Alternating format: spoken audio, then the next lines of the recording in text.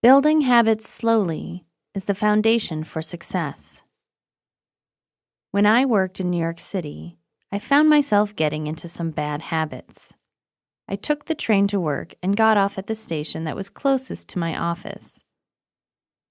I had a checkup, and my doctor wasn't very happy with my numbers. I needed to change my ways. She said I needed to get more exercise and eat better. I did some research on diets and found that adding more fiber to my diet was a great way to become more full and hence eat less. I started eating oatmeal frequently for breakfast and increased my intake of fruits and vegetables.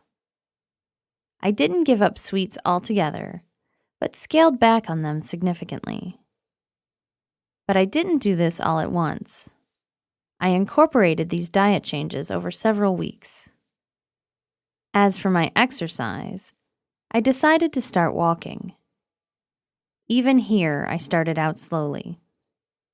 For about a week or two, I decided to get off at the train station that was a couple blocks away from where I worked, both to and from work. As I got used to the pace, I started taking the train station 2 stops away from my work. Since this took longer to walk, I had to increase my pace a bit in order to make sure I wasn't late for work. I continued this process of choosing train stops further away from my office until I was walking about 3 miles per day. I was also power walking because of the distance. Because I built this up slowly, it became a natural part of my routine, and I found myself eager to walk. In my next checkup, the doctor was amazed at my results and told me to keep doing what I was doing. My results weren't just an improvement. She told me the results of my checkup were fantastic. The point is, not necessarily to go to work in New York City unless you want to. It's that I was able to build up good habits by doing so in a slow and steady manner. Had I tried to walk 3 miles in that first week, I don't believe I would have been successful. By making small changes over the course of several months, it became part of my life and something that I enjoyed doing. Of course, during the times when there was bad weather, I did scale back my walking on those days, but it just made me more willing to get back to it the next day. Follow the habits of successful people. If you want to incorporate positive habits into your life, consider following successful people. This is not to say that successful people don't have bad habits, but on the whole, they tend to have a higher percentage of good habits. That is how they got where they are.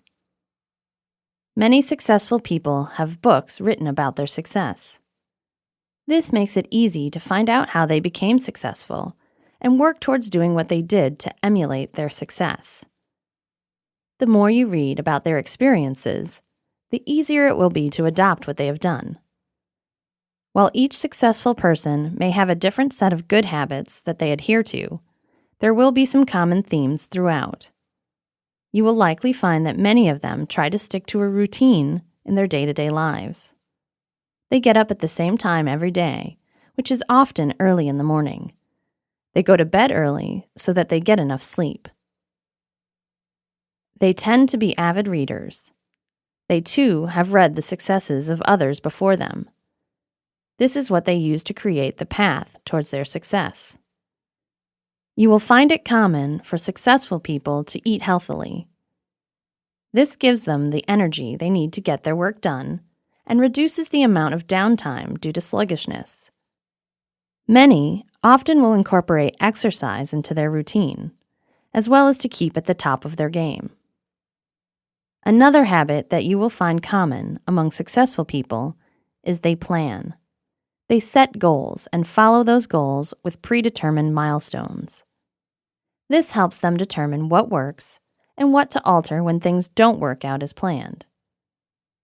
By consistently reading profiles and biographies of successful people, you will start to think as they do.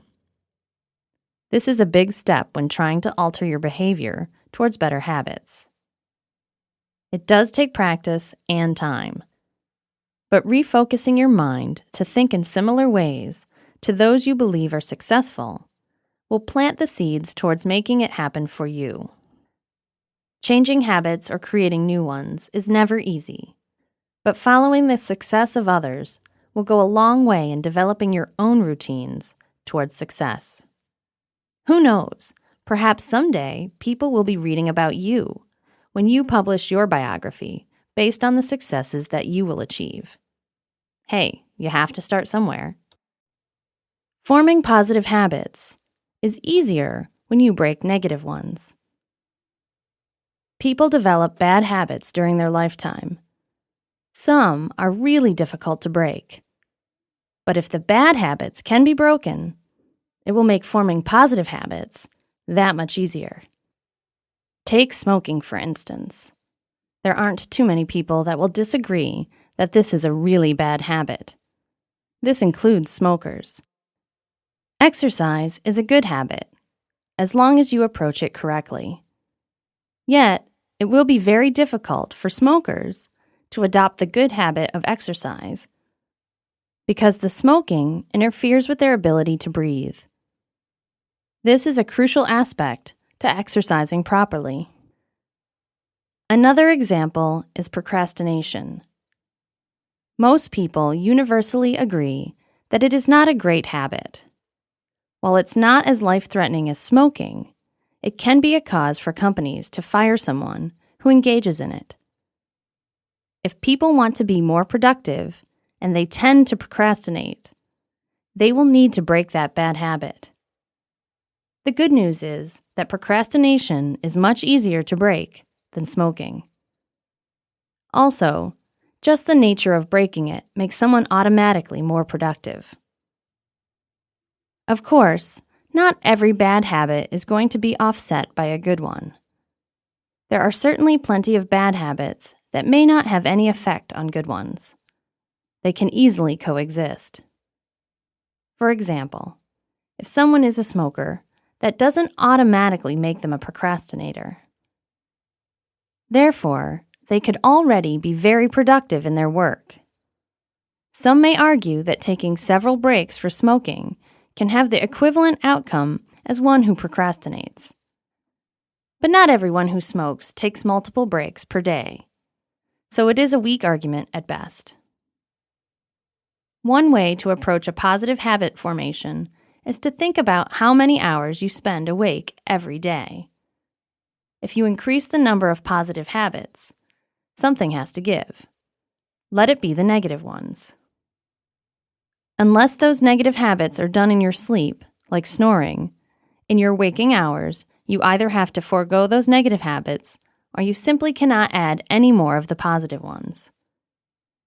The rewards for taking on more positive habits should easily overtake the loss of the negative habits. You shouldn't try to change your habits all at once. It takes time for your brain to adjust to new behaviors. Do it one habit at a time. Or perhaps lose one bad habit while gaining a good one, etc. As you feel you have mastered the good habits, add others into the mix. Groups can help you develop better habits. When it comes to forming new habits, there's no doubt that getting support from others can help. This is one big reason why support groups are created. There is strength in numbers, as the saying goes. When you join a group of people who have similar goals as you, they can offer tips on what they did to overcome challenges or to break through barriers. When selecting your groups, you want to look for ones that are as similar to the habits that you want to adopt. If it is not a fit, you are going to have trouble getting help from the members. For example, there may be a group dedicated to becoming healthier, but their main focus may be through exercise. If you are looking for a group that focuses on eating well, this may not be the right group for you.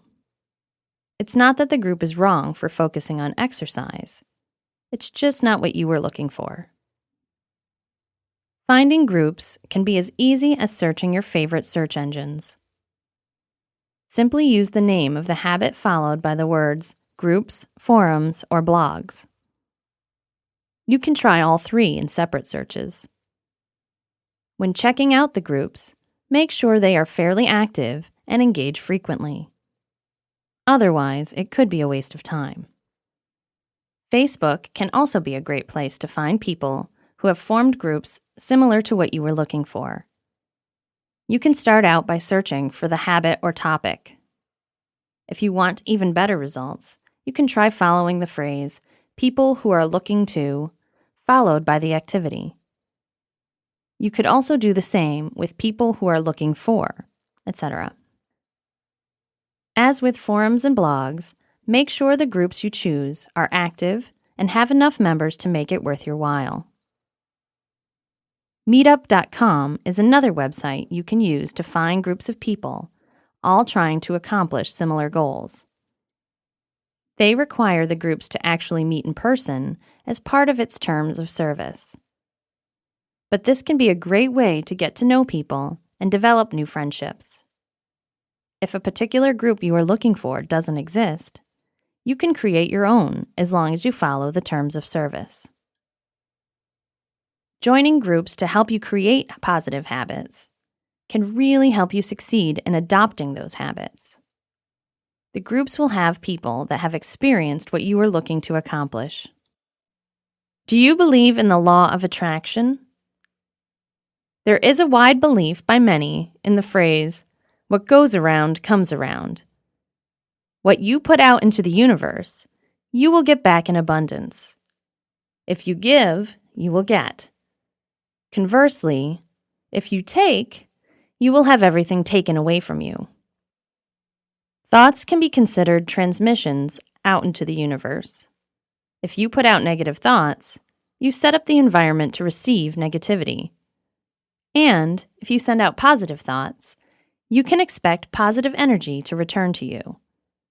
Which type of transmission will you broadcast? There are those that don't believe in this concept and pass off the law of attraction as hokum. They will do all they can to make others believe that it doesn't work and that it's a waste of time. If you know people like this, observe what kind of life they are living. Are they happy? How about successful? Do bad things tend to find them all of the time? The question for these disbelievers is, what can it hurt to maintain a positive outlook? Who would you rather hang out with? People that project positivity or people that put everything and everyone down? There's a good chance that you would choose the positive people.